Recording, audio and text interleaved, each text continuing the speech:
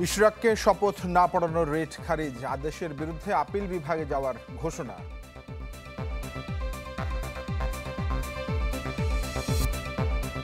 খলিলুর রহমানের পদত্যাগ চায় বিএনপি, করিডোরের নামে অস্থিরতা তৈরির অভিযোগ রিজভির।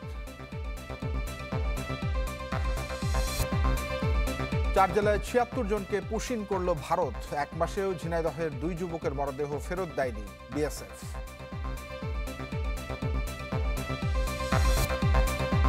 মূল্যস্ফীতির চাপ সামলাতে এডিবিতে নতুন উদ্যোগ, বাড়ছে নজরদারি, কমছে অপ্রয়োজনীয় প্রকল্প।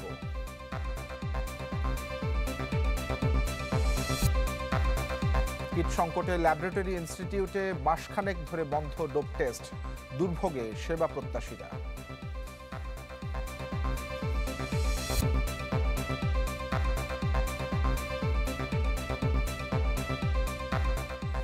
শুভেচ্ছা, আপনাদের সবাইকে আমন্ত্রণ চ্যানেল 24-এর দুপুর 1টার খবরে। শুনছিলেন প্রেসিডেন্সি ইউনিভার্সিটি সংবাদ শিরোনাম, সঙ্গে আছি তানফির আহমেদ। আরএফএল গ্যাস্টো এর সায়েন্টিফিক নজল আর ব্রাশ বার্নার খরচ বাঁচায় 25%।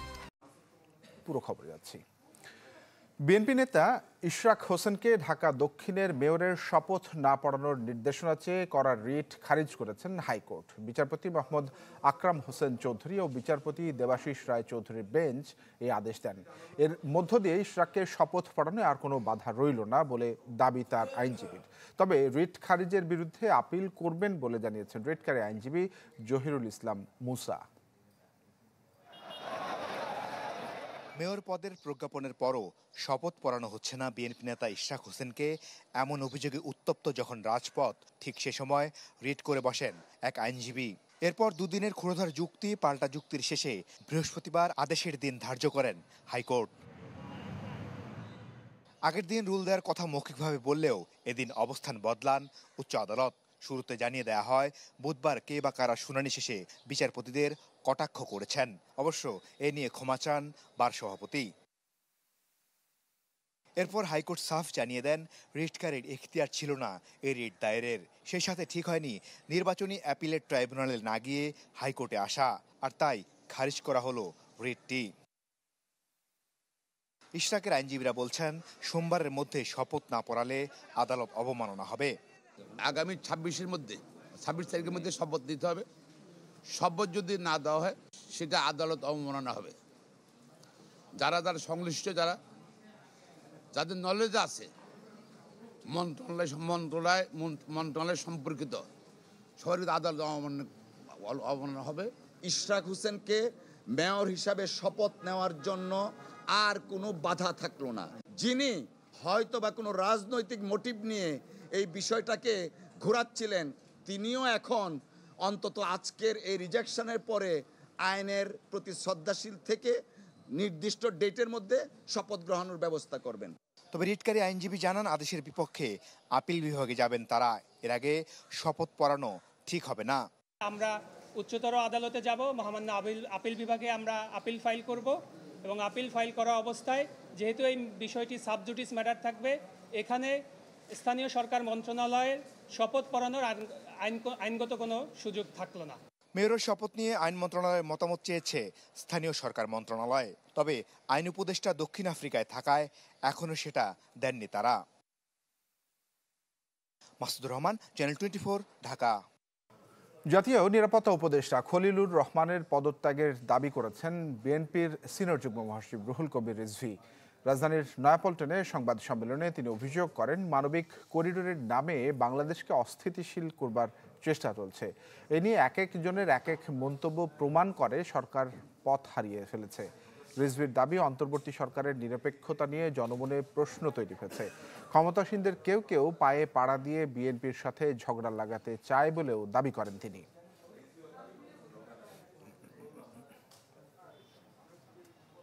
মানবিক করিডোর নিয়ে গত এক মাসে অন্তর্বর্তীকালীন সরকারের এক একজনের এক এক রকম বক্তব্য, মনে হয় এই সরকার পথ হারিয়ে ফেলেছে। রাষ্ট্র নিয়ে পরীক্ষা নিরীক্ষা করার সুযোগ নেই। ডক্টর খলিলকে অবিলম্বে জাতীয় নিরাপত্তা উপদেষ্টার পদ থেকে সরিয়ে দিয়ে দেশে বিদেশে তার অবস্থান সম্পর্কে সম্পূর্ণ তথ্য দেশের জনগণের সামনে হাজির করতে হবে। চার জেলায় সীমান্তে নারী শিশু সহ ৭৬ জনকে পুশিনের অভিযোগ উঠেছে ভারতের বিরুদ্ধে। লালমনিরহাট পাটগ্রামের গাটিয়ার ভিটা সীমান্তে শিশু সহ ২০ জনকে পুশিন করেছে বিএসএফ এবং ভারতীয় পুলিশ। আটককৃতদের নেওয়া হয়েছে বিজিবির ক্যাম্পে। স্থানীয়রা জানিয়েছেন, দেশে ঢোকার পর তারা পায়ে হেঁটে পাটগ্রামের নতুন বাজারে পৌঁছালে লোকজনের সন্দেহ হয় ঠাকুরগাঁওয়ে ৪ জনকে পুশিন করা হয়েছে বলে জানা গেছে। এছাড়া কুমিল্লা ও ফেনীতে ৫২ জনকে আটক করেছে বিজিবি। আটককৃতদের বিজিবির ক্যাম্পে রাখা হয়েছে, তাদের বিষয়ে খোঁজ খবর চলছে।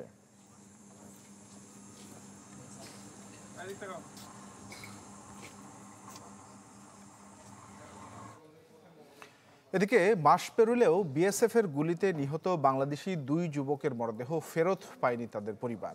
বারবার বিজিবির কাছে ধর্ণা দিয়েও লাভ কিছুই হয়নি। ভারতের অভ্যন্তরে নিহত হওয়ায় মরদেহ ফেরত পেতে হাইকমিশনে যোগাযোগের পরামর্শ দিচ্ছে বিজিবি।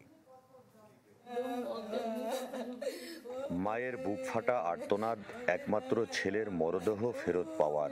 সন্তানের মৃত্যুতে শোকে স্তব্ধ বাবাও।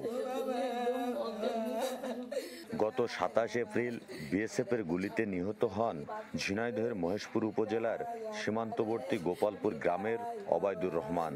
বন্ধুদের পাল্লায় পড়ে অবৈধভাবে ভারতে প্রবেশ করতে গেলে আইনগত ব্যবস্থা না নিয়ে গুলি করে হত্যা করে বিএসএফ। কিন্তু এতদিনেও মরদেহ ফেরত না পাওয়ায় পাগল প্রায় নিহতের পরিবার। আমি তাদের পায়ে দোকান ধরছি, তাদের হাত দোকান ধরছি। আমার দুনিয়ায় আর কেউ নেই, আমার একটাই সন্তান। আমি দাবি করছি যে আমার সন্তানটা একটু ফেরত দিক তাদের। ফ্ল্যাগ মেনটেন করেছে, বলছে যে হচ্ছে না, আবার থানায় জিডি করতে পারে, জিডি করলাম। যদিও অন্যায় করে থাকে তো অন্যায় সাজা তো সে পেয়েছে, তাই বলে কি লাশটা ফেরত পাবো না আমরা? একই অবস্থা বিএসএফের গুলিতে নিহত হওয়া ওয়াসিমের পরিবারের। ১২ এপ্রিল সীমান্তবর্তী বাঘাডাঙ্গা গ্রামের ওয়াসিম ভারতের অভ্যন্তরে বিএসএফের গুলিতে নিহত হয়। মরদেহ ফিরে পেতে তার পরিবারেও চলছে শোকের মাতম। আমার ছেলে মরে গেছে, আমি তো দেখে তো মাটিরাও তো দিতে চাই। যে কোনো মূল্যে যদি আমার ভাইয়ের লাশটাও পাতাম, নিজে হাতে দাফন করলে অনেকটা ভালো লাগতো যে অমুক জায়গায় ভাইটা আছে, মারা তো সে গেছেই। বিজিবি জানায়, মরদেহ ফিরে পেতে বিজিবি ও বিএসএফের সাথে একাধিকবার পতাকা বৈঠকেও লাভ হয়নি। তাই ভারতীয় হাইকমিশনে যোগাযোগের পরামর্শ এই কর্মকর্তার। ইন্ডিয়ান স্থানীয় থানায় গিয়ে যোগাযোগ করে এই কার্যক্রম সম্পন্ন করে তারপরে ডেড বডি নিয়ে আসতে হবে। এবং ইন্ডিয়ান পুলিশের ভাষ্য মতে তারা যেটা বলছে যে this is according to the law of the land, অর্থাৎ ভারতের আইন অনুসারে তারা কথা বলছে। চলতি বছর বিএসএফের গুলিতে ঝিনাইদহে ২ জন নিহত হন, আহত হয়েছেন ১ জন। সাদ্দাম হোসেন, চ্যানেল 24, ঝিনাইদহ। দর্শক, সংবাদের শুরুতে আপনাদেরকে যেমনটি জানাচ্ছিলাম, ইশরাক হোসেনকে মেয়র পদে শপথ পড়াতে যে রিটটি করা হয়েছিল, যে এই নিয়ে বাধ্যবাধকতা রয়েছে, তাকে শপথ পড়ানো যাবে না, সেই রিটটি হাইকোর্ট খারিজ করে দিয়েছেন। আর এরই বিষয়ে হাইকোর্টের রায়ের পর কিন্তু উল্লাস করছেন ইশরাকের কর্মী সমর্থকরা। সেই বিষয়ে সবশেষ খবরাখবর জানবো কাকরাইল থেকে। সেই বিষয়ে নিয়ে আমার সঙ্গে যুক্ত হয়েছেন সহকর্মী জুমাতুল বিদা।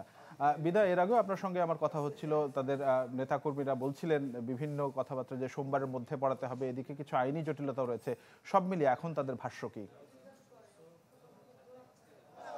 এখানে নেতাকর্মীরা উচ্ছ্বাসে ভেসেছেন ঠিক যখন আদেশটি এসেছে। এখন পর্যন্ত তারা নানা ধরনের স্লোগান দিচ্ছেন এবং তার মধ্য দিয়ে তারা বলছেন যে যত তাড়াতাড়ি সম্ভব দক্ষিণ সিটির মেয়র হিসেবে ইশরাকের শপথটি তারা চান এবং একই সাথে শঙ্কা প্রকাশ করেছেন যে এই আদেশ পরবর্তী সময়ে আদৌ এই যে শপথ কার্যক্রম রয়েছে, দায়িত্বভার গ্রহণের বিষয়টি রয়েছে, এটি অনুষ্ঠিত হবে কিনা কিংবা কোনো কুটকৌশলে এটি বৃথা যাবে কিনা সেই শঙ্কাটি তারা রেখেছেন।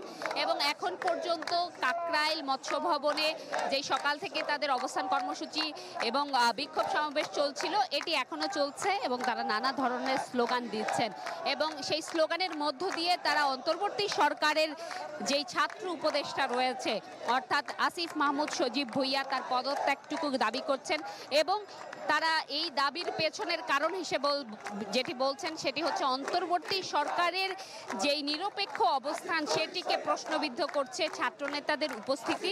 তারা বলছেন যে একটি রাজনৈতিক দলের অংশ হিসেবে অন্তর্বর্তী সরকারের যে উপদেষ্টা পরিষদ রয়েছে তার দায়িত্ব পালন করাটা তাদের জন্য আসলে শঙ্কার, এবং একই সাথে প্রশ্ন করছেন যে আদৌ কি অন্তর্বর্তী সরকার নিরপেক্ষ, অবাধ, সুষ্ঠু একটি নির্বাচন সংগঠিত করতে পারবে কিনা। এবং জাতীয় নির্বাচন দাবির যে স্লোগান সেটিও কিন্তু তাদের কণ্ঠে রয়েছে, কিন্তু ইতিমধ্যেই কিন্তু যেই অন্তর্বর্তী সরকারের যিনি প্রধান রয়েছেন, প্রধান উপদেষ্টা, তিনি কিন্তু বলেছেন যে নির্বাচনের মানে জাতীয় নির্বাচনের একটি তারিখ ক্ষণ ঘোষণা করা হয়েছে। এরপরও কিন্তু এখানে উপস্থিত যারা রয়েছেন এই ক্ষণটিকে উদযাপন করছেন, নিজেদের দাবির কথা বলছেন, তারাও কিন্তু সেই জাতীয় নির্বাচনের কথা বারবার তুলে ধরছেন। একটি বিষয় জানিয়ে রাখি যে সকাল থেকে আসলে বিভিন্ন থানা পর্যায়ে থেকে এখানে মিছিল নিয়ে ছোট ছোট মিছিল নিয়ে এসেছে বিএনপির বিভিন্ন অঙ্গ সংগঠনের নেতারা, এবং তারাও এই দাবির সাথে একাত্মতা প্রকাশ করে বৃষ্টিতে ভিজেছেন, এখন রোদ উঠেছে, এখনো আছেন, এবং তারা যেটি বলছেন সুস্পষ্টভাবে, যতক্ষণ না পর্যন্ত তাদের দাবিটি আদায় হবে তারা রাজপথ ছেড়ে যাবেন না। তানভীর, এই ছিল আমার কাছে এখান থেকে সর্বশেষ। বিদা, ধন্যবাদ আপনাকে আমাদের সঙ্গে যুক্ত হবার জন্য। সহকর্মী জুমাতুল বিদা আমার সঙ্গে যুক্ত হয়েছিলেন রাজধানীর কাকরাইল থেকে। অর্থনীতির চলমান বাস্তবতা আমলে নিয়ে করোনার পর সবচেয়ে কম বরাদ্দ দেওয়া হয়েছে 2025-26 অর্থ বছরের উন্নয়ন বাজেটে। লক্ষ্য বৈদেশিক অর্থায়ন বৃদ্ধি, নতুন কর্মসংস্থানের তৈরি আর সামষ্টিক অর্থনীতিতে ভারসাম্য আনা। অপ্রয়োজনীয় প্রকল্প বাদ দেবার উদ্যোগকে ইতিবাচক হিসেবেই দেখছেন অর্থনীতিবিদরা। তবে কেবল পদক্ষেপ নয়, ব্যয় সংকোচনের নীতি বাস্তবায়নে মুনশিয়ানার পরিচয় দেয়াতে গুরুত্ব দিলেন তারা। রাকিব আল জাবেদের রিপোর্টে বিস্তারিত। চট্টগ্রাম বন্দরের উপর চাপ কমানো আর আমদানি রপ্তানি কার্যক্রমে গতি বাড়াতে নেওয়া হয় পায়রা সমুদ্র বন্দর নির্মাণের প্রকল্প। 5 বছর মেয়াদী প্রকল্পের বয়স ঠেকেছে 13 বছরে। 4,500 কোটি টাকার প্রকল্পে খরচ বেড়েছে প্রায় 1,000 কোটি টাকা। অথচ সুফল বিবেচনায় যা অর্থনীতির গলার কাটা হিসেবে বিবেচিত, প্রকল্প বন্ধ না করে দিয়ে আসছে বাজেটে বরাদ্দহীন রাখা হয়েছে এই মেগা প্রকল্প। বিগত আওয়ামী সরকারের আমলে অপ্রয়োজনীয় সব প্রকল্পে বছরের পর বছর ধরে দেয়া হতো বরাদ্দ, যে রীতি থেকে বের হতে উদ্যোগী অন্তর্বর্তী সরকার। তাই আসছে বাজেটে উন্নয়ন খাতের বরাদ্দ কমেছে চলতি বছরের মূল এডিপির তুলনায় 35,000 কোটি টাকা। যদি বাস্তবায়নের প্রক্রিয়ায় কোনো সংস্কার না আসে, যথারীতি আগের মতোই চলে, তাহলে 2,30,000 কোটি টাকা অর্জন করা কঠিন হবে। যে ওয়ার্ক প্ল্যানের ভিত্তিতে তার সাথে যুক্ত থাকে একটা প্রকিউরমেন্ট প্ল্যান, এবং ওই প্রকিউরমেন্ট প্ল্যানের সাথে যুক্ত থাকে ফাইন্যান্সিং প্ল্যান, এই 3 জায়গায় যদি আমরা সংস্কার না করি তাহলে কিন্তু ওই যেই লাউ সেই কদুই থেকে যাবে। যেটা প্রশংসনীয় নিঃসন্দেহে সেটা হলো যে আমরা ওনারা যদি যেটা বলেছেন যে যেই প্রকল্পগুলো আছে সেগুলোর দিকে মনোযোগ দেওয়ার কথা, এবং বিশেষত আমি বলবো যে যেই প্রকল্পগুলো শেষের দিকে আছে, যে প্রকল্পগুলোতে বিদেশি সাহায্য আছে, সেগুলোকে অগ্রাধিকার দেওয়া। বার্ষিক উন্নয়ন কর্মসূচিতে গুরুত্ব পেয়েছে চড়া মূল্যস্ফীতির চাপ সামলানোর নতুন উদ্যোগ। তাই জোর দেয়া হয়েছে নতুন কর্মসংস্থান তৈরির প্রচেষ্টায়ও। গেল কয়েক বছরে ধসে যাওয়া অর্থনীতিকে গতিশীল করতে সময়মতো কাজ শেষ করার দিকেও বাড়ানো হচ্ছে নজরদারি।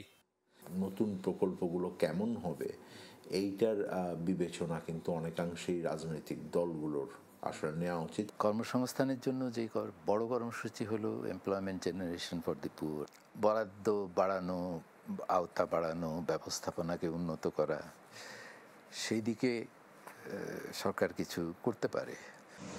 2025-26 অর্থ বছরের এডিপিতে সবচেয়ে বেশি 26.5% বরাদ্দ পেয়েছে পরিবহন ও যোগাযোগ খাত। এরপরই রয়েছে বিদ্যুৎ, জ্বালানি, শিক্ষা, স্বাস্থ্য, গৃহায়নের মতো খাতগুলো। এসব মন্ত্রণালয়ের মোট বরাদ্দের পরিমাণ এডিপির প্রায় 70%। অপ্রয়োজনীয় প্রকল্পে অর্থ বরাদ্দ না দিয়ে বরং বাস্তবায়নযোগ্য এডিপি প্রণয়নের কথা বলে আসছিল অন্তর্বর্তী সরকার। এরই ধারাবাহিকতায় আসছে 2025-26 অর্থ বছরের জন্য অন্য বছরগুলোর চেয়ে তুলনামূলক কম বরাদ্দ দেওয়া হয়েছে বার্ষিক উন্নয়ন কর্মসূচিতে। যদিও অতীতের অভিজ্ঞতা টেনে এটি আসলে কতটা বাস্তবায়ন হবে তা নিয়ে শঙ্কা প্রকাশ করেছেন অর্থনীতিবিদরা। রাকিব আল জাবেদ, চ্যানেল 24, ঢাকা। প্রায় 1 মাস ধরে national institute of laboratory medicine and referral সেন্টারের বন্ধ রয়েছে ডোপ টেস্ট। কিট সংকটে করা যাচ্ছে না গুরুত্বপূর্ণ এই পরীক্ষাটি, আর এতে দুর্ভোগে পড়েছেন সরকারি চাকরি প্রার্থী এবং পেশাদার ড্রাইভিং লাইসেন্স করতে আগ্রহীরা।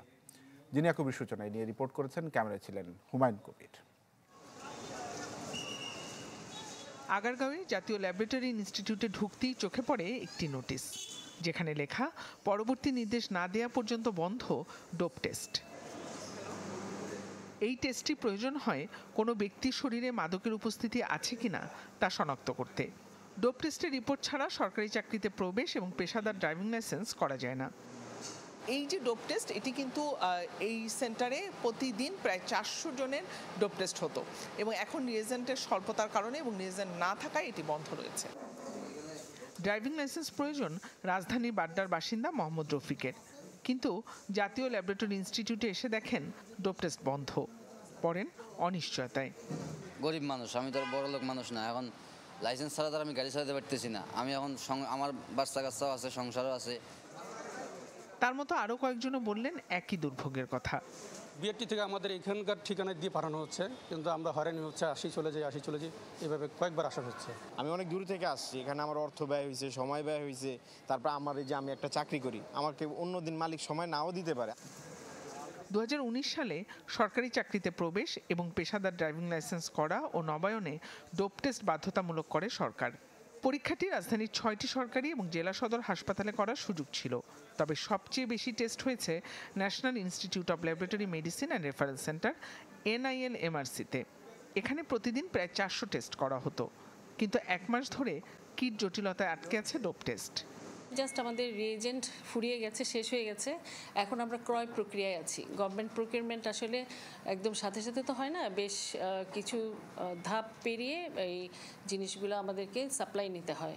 তো আমরা ওই প্রকিউরমেন্টের মোটামুটি শেষ পর্যায়ে আছি, হয়তো অদূর ভবিষ্যতে এটা আবার চালু হয়ে যাবে ইনশাল্লাহ। দ্রুতই এই সেবা চালু হবে বলে আশ্বাস দিলেন প্রতিষ্ঠানটির উপপরিচালক। জিনিয়া কবির সূচনা, চ্যানেল 24, ঢাকা।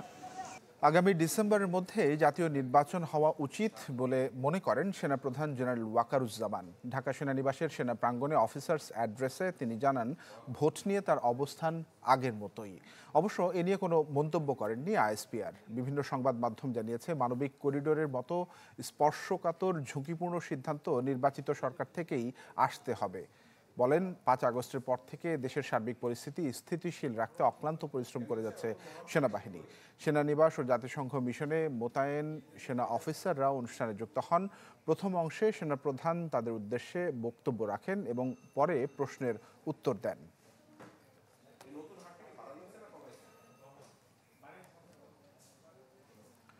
বিএনপির ভারপ্রাপ্ত চেয়ারম্যান তারেক রহমানের স্ত্রী ডাক্তার জোবাইদা রহমানের 3 বছরের কারাদণ্ডের রায়ের বিরুদ্ধে আপিলের শুনানি শুরু হয়েছে। বিচারপতি মোহাম্মদ খসরুজ্জামানের হাইকোর্ট বেঞ্চে সকালে এই শুনানিটি শুরু হয়। এর আগে মঙ্গলবার আপিল দায়েরের 587 দিনের বিলম্ব মার্জনা করেন হাইকোর্ট। পরদিন আপিল শুনানির জন্য গ্রহণ করেন উচ্চ আদালত। জামিন দেওয়া হয় ডক্টর জুবাইদা রহমানকে, যদিও নির্বাহী আদেশে তার সাজা 1 বছরের জন্য স্থগিত রয়েছে। 2007 সালের 26 সেপ্টেম্বর তারেক রহমান, জুবাইদা রহমান এবং তার মা সৈয়দা ইকবাল মান্দ বানুর বিরুদ্ধে রাজধানীর কাফরুল থানাতে মামলা দায়ের করে দুদক। এতে সম্পদের তথ্য গোপন ও অবৈধ সম্পদ অর্জনের অভিযোগটি আনা হয়। বর্ষা মৌসুম শুরুর আগেই ভাঙন দেখা দিয়েছে ঝালকাঠির সুগন্ধা ও বিষখালী নদীতে। এরই মধ্যে বিলীন হয়েছে অসংখ্য বাড়িঘর ও ফসলি জমি। সহায় আর সম্বল হারিয়ে নিঃস্ব হয়েছেন অনেকে। বর্ষা মৌসুমে নদী ভাঙন যেন নিত্য নৈমিত্তিক ঘটনা নদী তীরবর্তী মানুষের কাছে। তা বর্ষার আগে হলে দুর্ভোগের শেষ নেই। সম্প্রতি নদীগর্ভে বিলীন ঝালকাঠি জেলার কয়েকশো একর ফসলি জমি, বাড়িঘর সহ বিভিন্ন গুরুত্বপূর্ণ স্থাপনা। নদী ভাঙনের তীব্রতা বেড়ে যাওয়ায় আতঙ্কে নদী তীরবর্তী মানুষ।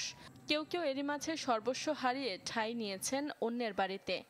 কোনো বিডে বাড়ি নেই, কোনো জায়গা জমি নেই, খাটি ফিডি রতে খাই। নদীতে সবকিছু ভাঙিয়ে চলে গেছে আর আমরা খুব অসহায়ের ভিতরে আছি। মানুষের বাড়িতে থাকি, নিজেদের কোনো থাকার কোনো বাড়ি নেই। সবাই আছে আতঙ্কের ভিতরে, যে বড় বন্যাটন হইলে কোথায় যাই আশ্রয় নিবে এরকম কোনো নদীর সাইডে মানুষের নেই, আপনার কোনো স্থাপনা নাই ভালো।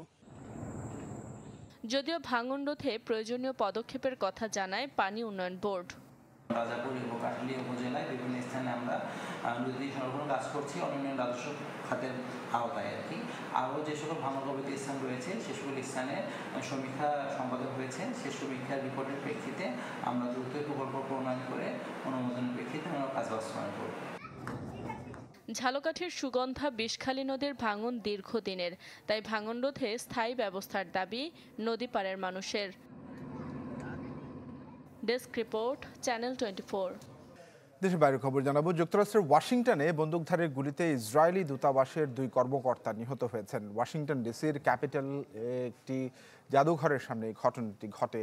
শহরের মেট্রোপলিটন পুলিশ ডিপার্টমেন্ট জানায়, এই ঘটনায় শিকাগোর অধিবাসী 30 বছর বয়সী যুবককে আটক করা হয়েছে। গ্রেফতারের সময় ফ্রি ফ্রি প্যালেস্টাইন স্লোগান দিচ্ছিল অভিযুক্ত ব্যক্তি। রাজ্য সরকার বিষয়টি তদন্ত করছে বলে জানিয়েছেন যুক্তরাষ্ট্রের প্রতিরক্ষা মন্ত্রী।